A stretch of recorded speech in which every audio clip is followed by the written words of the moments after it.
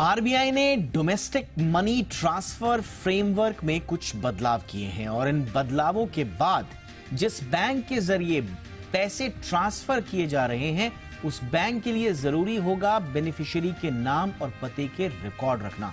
RBI के इस बदलाव पर ज्यादा जानकारी लेते हैं मेरी सहयोगी एकता सूरी से, जो कि मेरे साथ स्टूडियो में मौजूद है। एकता, डिटेल्स दीजिए, क्या है ये नए नियम?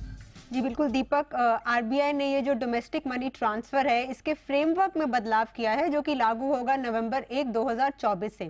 अब इस फ्रेमवर्क के बदलाव से होगा क्या कि अगर कोई कैश पे आउट हो रहा है तो जो रेमिटर बैंक है जहां से वो पैसा निकल रहा है या फिर कोई बैंकिंग कॉरेस्पॉन्डेंट है, उसके लिए ये मैंडेटरी हो जाएगा कि वो बेनिफिशियरी यानी कि जो पैसे रिसीव कर रहा है उसका नाम और पते का वो रिकॉर्ड रखे। अगर हम कैश पे इन की बात करें यानी कि पैसा जो आ रहा है आपके अकाउंट में, तो हर एक जो रेमिटर बैंक है वो कह रहा है कि जो आईएमपीएस और एनईएफटी ट्रांजैक्शंस होती हैं इसमें जो आपको पैसे भेज रहा है उसकी डिटेल्स भी क्लियर होगी। इसके अलावा जो रेमिटर है यानी कि जो पैसे भेज रहा है उसे ऑफिशियली वैलिडेट करना होगा रेमिटर बैंक यानी कि जहां से पैसे जा रहे हैं, या फिर बैंकिंग कॉरेस्पॉन्डेंट को एक फोन कॉल के जरिए या फिर ऑफिशियली वैलिडेटेड डॉक्यूमेंट्स के जरिए। ये केवाईसी के तहत जो है अब ये अहम हो गया है।